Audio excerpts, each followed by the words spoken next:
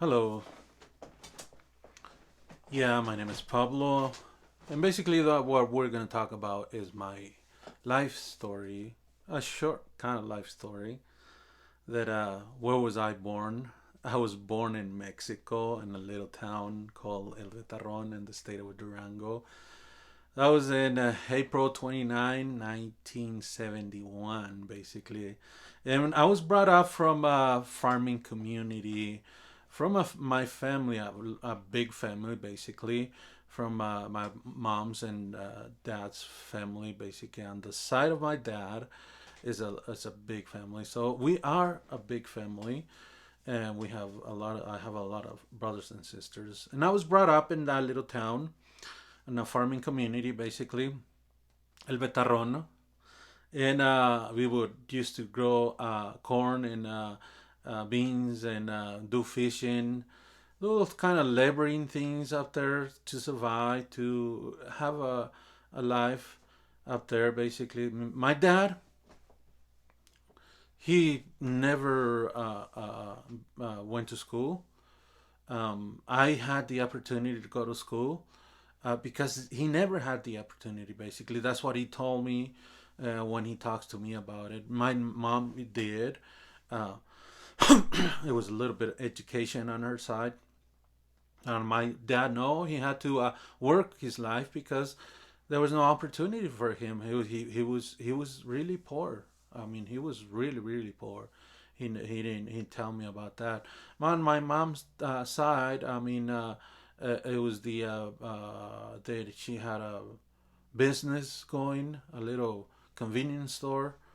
And she was educated a little bit, basically. But I went to elementary up there in Mexico from 1 to 6th grader. Um, and we will work ourselves through the farming in that area, that region. And that's how my dad used to make the living, and me too, in that category, basically. Uh, but eventually, when I came out of school up there in Mexico, when I had my diploma, because they give you a diploma in 6th grade when you come out. My grandma was here in the United States, and so she wanted something better for us. Basically, she saw the condition on my mom's dad, uh, on my mom's side. I'm sorry. So what she did when I came out of the school, she went up to and got us and brought us to the United States. Basically, uh, we were undocumented. Yes, we were at that time. Uh, so we had to cross the border without no documents, basically. Um, and language barrier and all those kind of things. I didn't know how to speak English at all. So basically, it was a barrier of language and culture and all those kind of things coming into the United States. Better ourselves up here, uh, and that's what it was. And then when she brought us up here, brought us to Denver, Colorado, and in Denver, we stayed a little bit with my mom and dad because they were here. But and we were going to school, basically. We were going to school here. I started middle school. It was between Colorado Springs and Denver that I attended middle school. I eventually graduated in West High School. Uh, I did.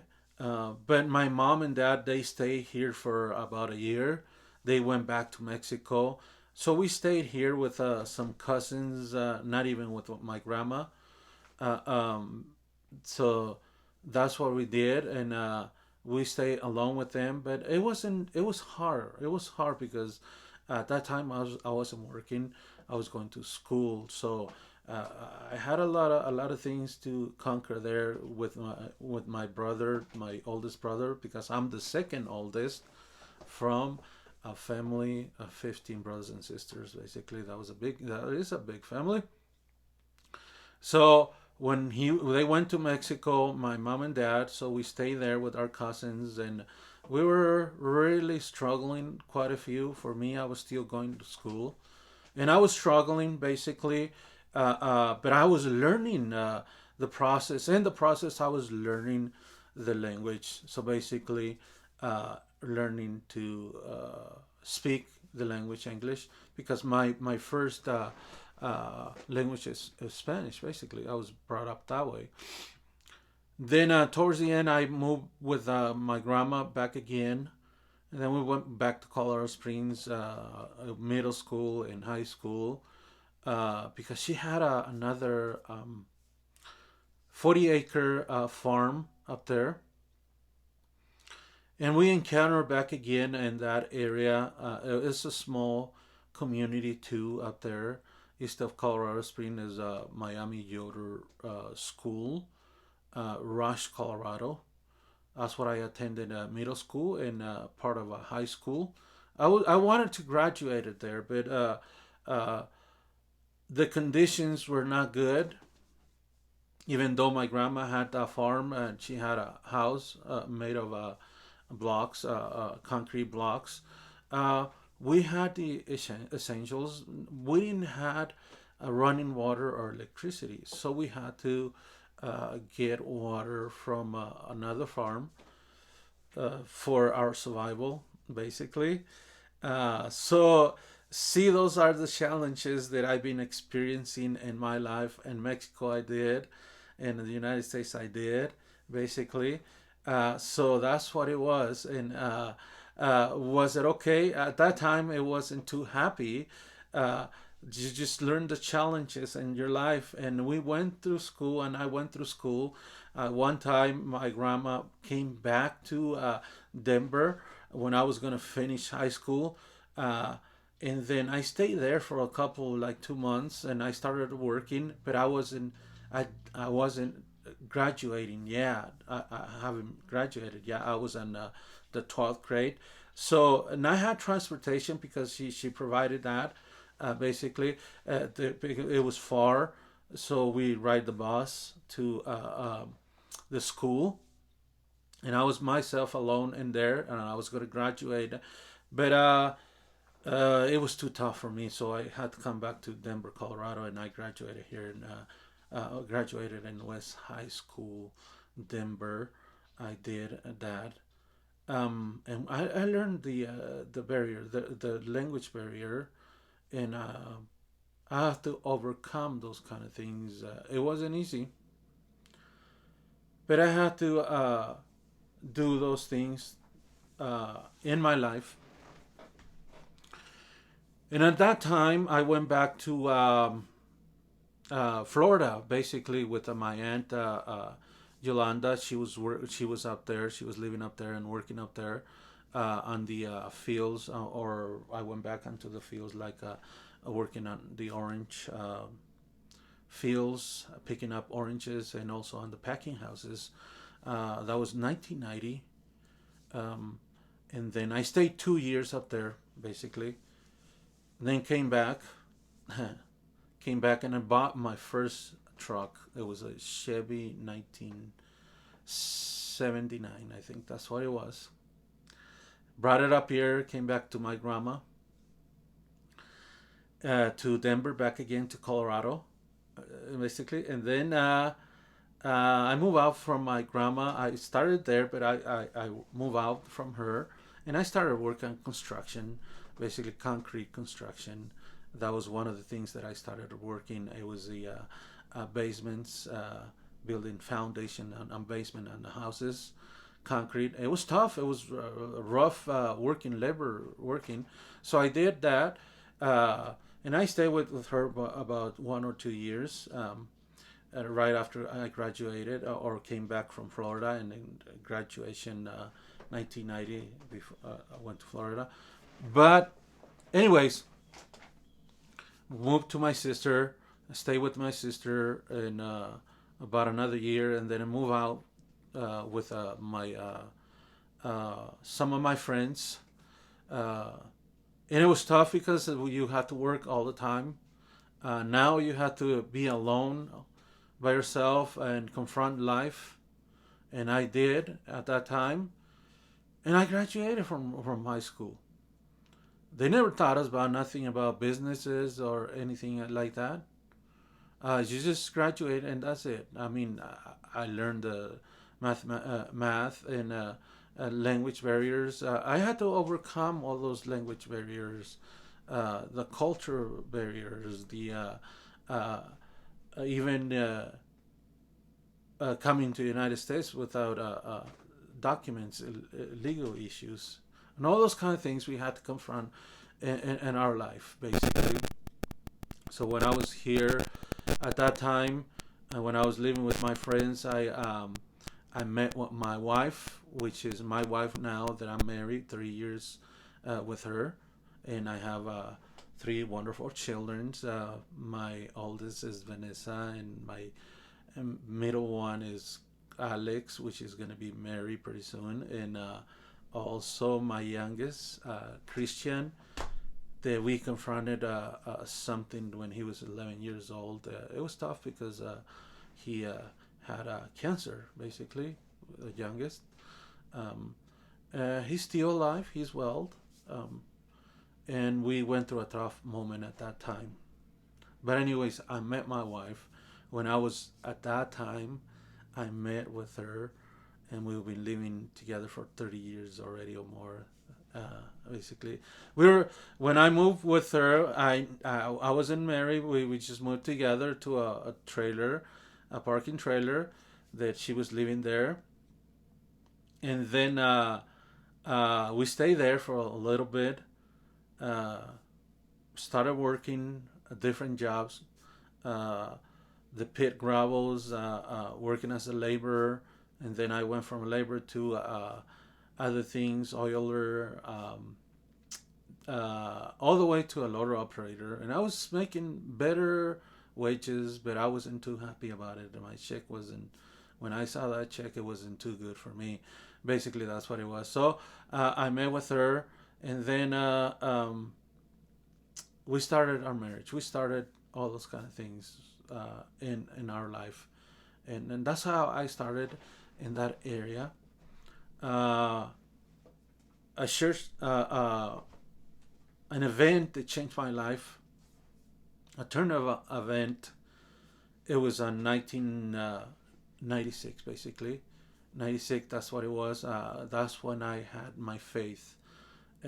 Because I come from a family that they believe, but they don't practice the belief. They just say it. Me, I was encountering those kind of things before, but I never had that encounter, that really strong faith. And then I met Jesus, 1996 basically, and then I became. After that, it turned that I became a minister. Now a different change, a different scenario. I became a minister, and I've been a minister for 14 or 15 years already in that area and ministering to helping people. And I've been doing all kinds of jobs and sharing the news, the good news of Jesus Christ. I've been doing that for 14 years or 15 years already, and going to different job sites because I work with I Care too, which is a chaplain ministry. That's what I do. So, anyways, my family, my wife, my kids, they turn out to be good kids, good leaders. I believe they're good leaders, and I believe because I have had that experience in my life. And then right now, well, I live in Milliken, uh, a little town north of Denver, about 40, 50 miles from Denver. And we've been here for 4 years, I think. And we moved out over here because we had business. We're building a business, which my wife uh, has been doing that already before COVID. Um, in a business that has been for 4 or 5 years already is Mega Taco carrying in um, street tacos as for parties and weddings and stuff like that. And we'll be doing that. Besides, I created or besides, I put a non-profit or organization. It's called Rey de Gloria. That's what I did. Uh, uh, um, it was that I did it. I felt led from God. Basically, that's what it was. But, and from that's been kind of a story that I tell you that I did took when I became a minister. Biblically, I got my associates and my masters and bachelors. I did so. It's been a pattern. It's been following from me that it doesn't matter where you are, where were you born. What matters is what are you going to be doing? What is your future holds? Are you willing to go to that future? So my story is that I like to do and strive for better things in my life, and it follows my pattern, even though the conditions were not that good. They were not in my favor. You make the better things of that what you have in you. What you have that is going to make better. So, in other words, that for me, to accomplish this kind of things, it was within me to do it, to make the changes in my life. This is my story, basically. A short, it's not all. I can tell you all. We've been, I'll be giving it to you little by little if you give me the opportunity. Well, thank you. Thank you for this opportunity, and bye bye.